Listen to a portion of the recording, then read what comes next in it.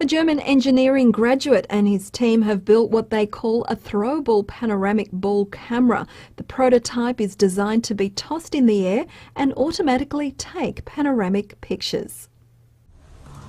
For a recent Berlin Technical University graduate, a flair for photography and a knack for engineering have combined to create what he calls the world's first throwable panoramic ball camera.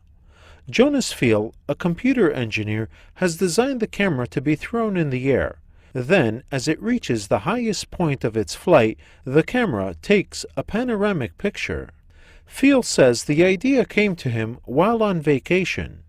I was hiking in Tonga, which is an island in the South Pacific, and I took a lot of pictures the conventional way, panoramas that is, with a single camera, taking pictures all around you and then stitching them together on a PC later. And the process of taking these images just takes a long time. And when I came back from one of the mountains there on Tonga, I had the idea to just throw something up and capture a panorama instantaneously. The camera ball has 36 mobile phone cameras mounted inside a spherical enclosure. It also has an accelerometer that triggers the camera as the ball stays still for a split second at the highest point of flight.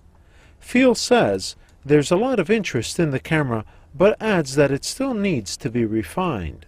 Yeah, so this is just a prototype at the moment, but we are working on making it smaller and also on improving image quality. So the pictures you're seeing right now in our YouTube video, they are raw data, unstitched. So we are working on stitching, and the image quality will improve a lot in the near future.